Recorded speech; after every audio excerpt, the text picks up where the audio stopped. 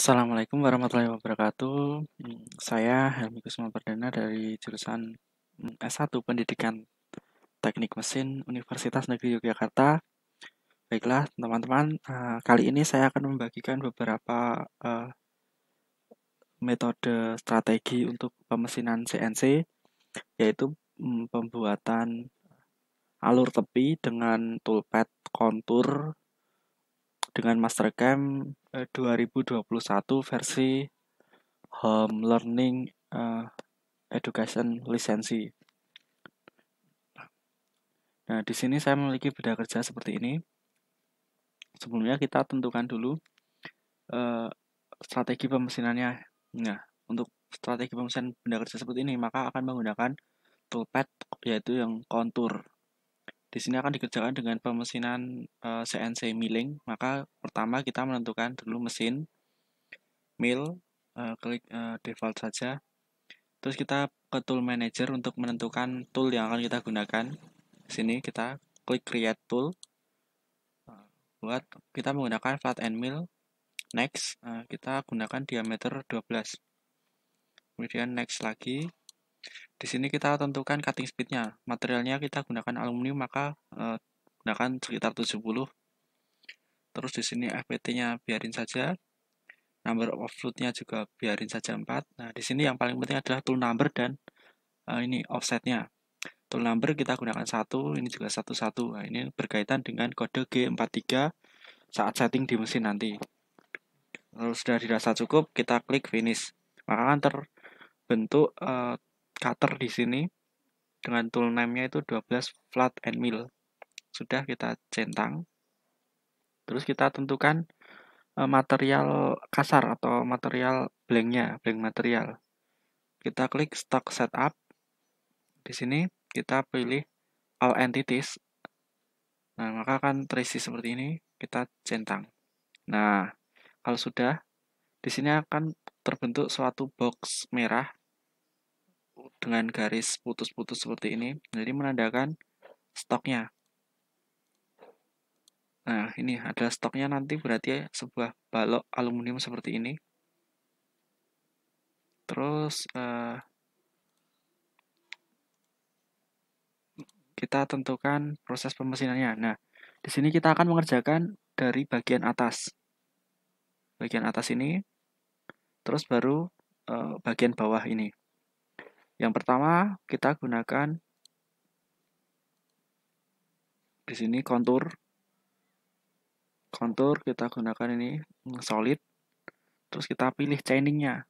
Chaining ini adalah memilih acuan jalur yang akan dilewati dari cutter sendiri. Di sini bisa dipilih fast atau pilih ini chain loops-nya atau add.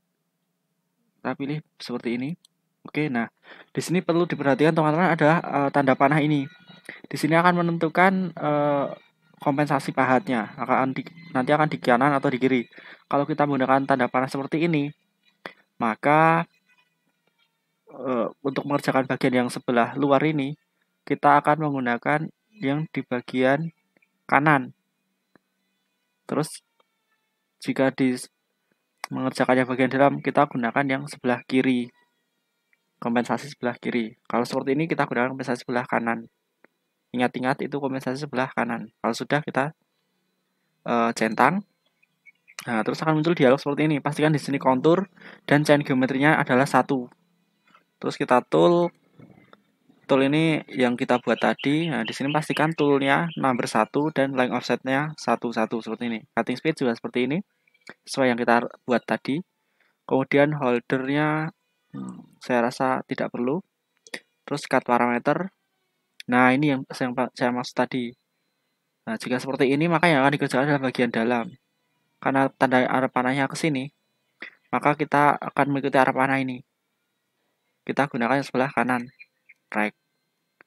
Nah, ini lingkaran ini adalah simbol dari cutter kita, sedangkan ini adalah chain yang kita pilih tadi. Di sini yang perlu diisikan, misalkan ini stock to lift. Nah, ini on wall berarti nanti kalau diisi misalkan 1 mili, nanti akan menyisakan 1 mili untuk pekerjaan akhir atau finishing. Dan sedangkan ini lift on floor, nah ini adalah di bagian bawah atau lantainya. Kita isikan 0 saja karena kita akan langsung mengerjakan itu sekali jadi.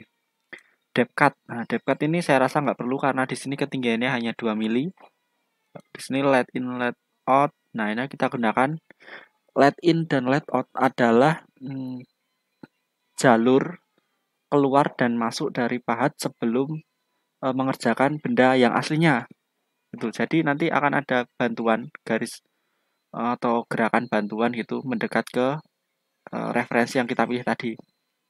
Kita gunakan default saja. Breakthrough ini saya rasa tidak perlu. Kemudian multi-passes. Nah, di sini akan kita gunakan. Soalnya di sini adalah cukup lebar. Yang akan disayat ini cukup lebar. Nah, ini bisa kita gunakan misalkan di sini adalah 3 kali. Maka nanti akan bergerak 1, 2, 3 sampai benda ke referensinya tadi.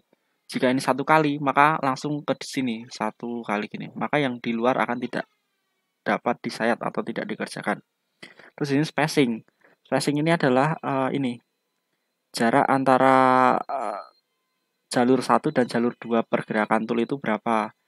Biasanya itu digunakan adalah sebesar 75% maksimum. 75% dari diameter cutter. Karena kita menggunakan cutter diameter 12, mungkin bisa digunakan 3/4 kali 12 atau di sini bisa 9. Oke. Sudah, ini biarin saja. Terus kita ke linking parameter. Di sini tuh menentukan pergerakan cutter turun. Nah, kita gunakan di sini absolute semua agar lebih mudah kita mengecek apabila terjadi kesalahan di program G-code-nya. Nah, di sini yang paling penting adalah top of stock sama depth. Top of stock ini adalah bagian atas paling permukaan. Karena di sini paling atasnya adalah di titik 0, maka kita biarkan 0. Sedangkan depth-nya ini adalah ini akan dikerjakan jalurnya itu sedalam berapa. Karena dalamnya adalah 2, maka di sini adalah bisa dituliskan min 2 atau kalau tidak mau menuliskan kita klik aja depth ini. Terus kita pilih mau sampai seberapa yang mau dikerjakan. Nah, sampai sini kan paling bawah ini, maka kita klik seperti ini. Di situ langsung otomatis min 2. Terus di sini ada juga coolant. Coolant ini mau diaktifkan atau tidak. Saya tidak akan mengaktifkan. Kalau teman-teman mau mengaktifkan coolant, di sini bisa dipilih dengan on. Terus kita centang. Nah, di sini previewnya akan seperti ini. Nah, ini 3 ini adalah multi passes. Passes 1, 2, 3 gitu. Kita bisa mensimulasikan pergerakannya dengan blackboard atau dengan blackboard seperti ini. Nah, ini gerakannya akan kelihatan. Nah, seperti itu kalau blackboard. Kecepatannya bisa ditingkatkan di sini. Nah, seperti itu teman-teman. Atau selain blackboard ini juga bisa digunakan verify. Nah, maka akan muncul dialog seperti ini. Review. Terus kita play. Di sini kecepatannya juga bisa diatur di sini. Bagian ini. Play. Sudah benar belum? Nah, ya ini ya, karena tadi sudah habis di sini, maka sudah baik. Multipassesnya sudah pas. Atau nanti bisa dioptimalisasi lagi agar programnya lebih efisien. Nah, di sini untuk mengerjakan ini bisa diketahui total time-nya berapa di sini. 3 menit untuk mengerjakan ini. Itu cukup cepat. Terus kita lanjutkan ke bagian yang bawahnya. Bagian kalau ini dirasa mengganggu toolpad-nya, kita bisa sembunyikan di sini. Toggle display on selected operation kita klik, maka akan tersembunyi. Terus kita bisa fokus ke bagian kontur lagi. Nah, pilih bagian ini. Nah, ini tanda panah ini perlu diingat tadi. Kita bisa balik di sini. Seperti ini ya. Centang. Kontur ini sama. Di sini juga tetap sama. Cut parameter ini sama. Sebelah kanannya. Depth cut. Nah, di sini saya gunakan depth cut karena di sini cukup dalam. kita gunakan di sini maksimal penyayatannya adalah 2. Terus kita gunakan let in, let out, ya sama seperti tadi. Multipassage-nya kita tidak perlu karena di situ cukup tipis ya. Maksudnya dari benda kerja luar itu tidak terlalu lebar, jadi bisa tidak menggunakan multipassage atau sekali jalan gini. Terus linking parameter, nah sini sama sudah di absolute. Nah di sini bedanya adalah top of stocknya bukan 0, karena yang bagian ini sudah dikerjakan, maka kita tinggal mengerjakan dari bagian bawah ini. Terus di sini depth-nya pilih sampai sini kan. Nah, di sini min 8, berarti kita akan menyayat sedalam 6 mili. Sudah, oke. Nah, reviewnya akan seperti ini. Karena maksimumnya adalah 2 mili, tadi kita menyayat 6 mili, maka akan terjadi 3 kali pergerakan. 1, 2, 3.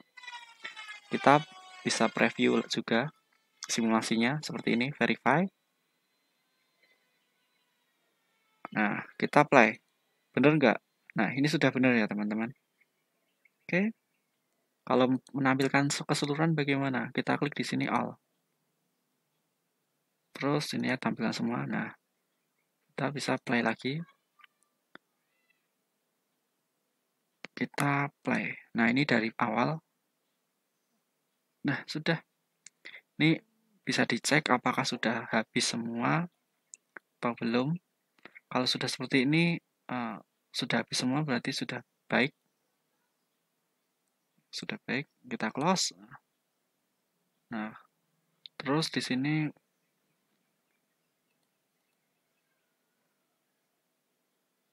biar nggak ganggu. Nah, udah. Berarti kita menggunakan kontur yang pertama itu dengan multipasses.